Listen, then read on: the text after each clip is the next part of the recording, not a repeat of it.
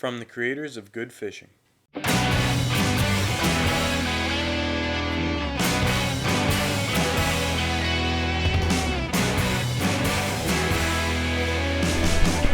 Mark, thoughts on our snake hunt for today? Well, number one, gotta stuff our faces a little bit. Need some good nutrition. We're gonna be on foot. We're gonna be in all terrain. Feeling pretty good. There's a red belly out on the bank over there. Pseudemus rubraventris. And they're coming out there, they're getting some sun. They might hit the water as soon as we get too close. But they're actually originally not native to New Jersey. From Florida or Alabama or somewhere. But they're a recognized species in Jersey now, because they're everywhere. They're one of our biggest pond turtles. Snapper turtle probably being the only thing that's really bigger than them. But as for a basking turtle, that's about as big as you're gonna see. They're really cool. Plenty of cover. Oh, there's a snake, man. Straight in northern water.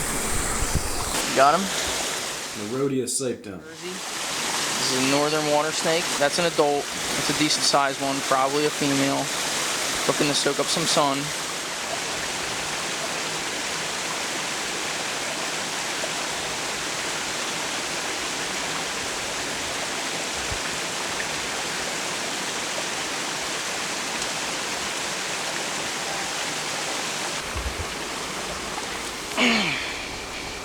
Thanks. Perfect example, adult northern water snake. Nice belly pattern.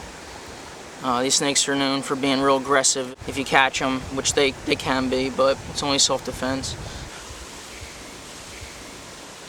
He's a good guy, and we're gonna send him on his way.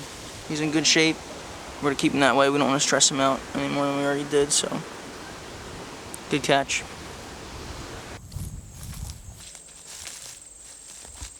Scarabæodia phylophaga. Explorations continue with Uncle John.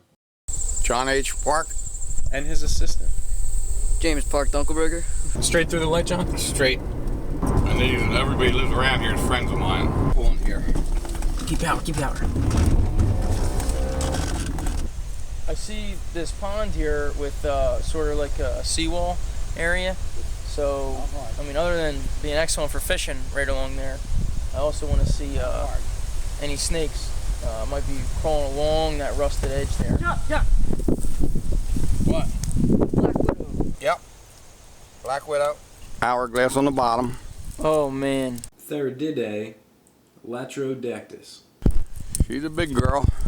Unlike the stories, she does not eat the male after mating, unless she's really hungry. It has happened, but it's not a common occurrence.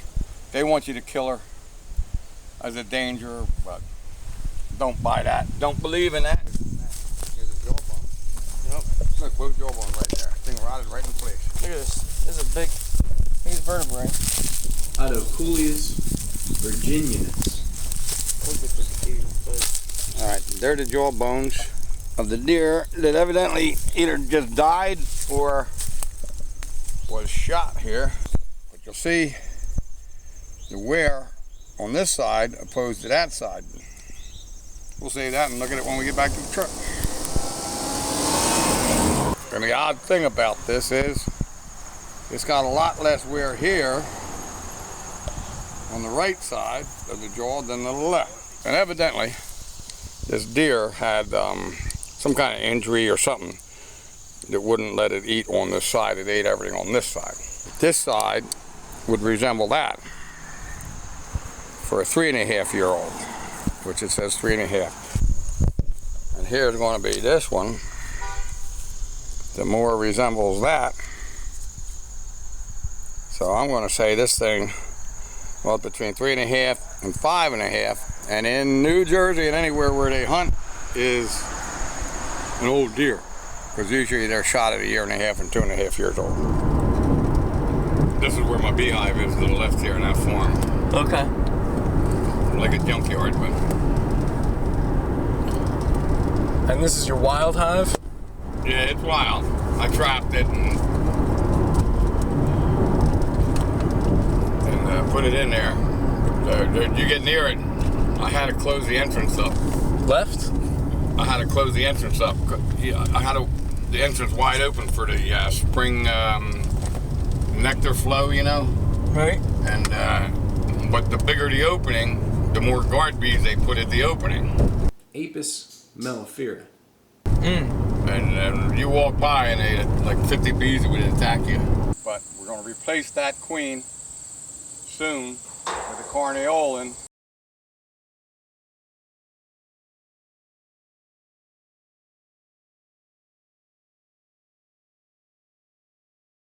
Wow. Yeah. All right. So I was just going to look and see how much honey's in there. So, but if something comes, just don't go running. You know what I mean? I'm just curious to see how much. They have a, it's a glue, like a resin they make, and they want to glue everything together.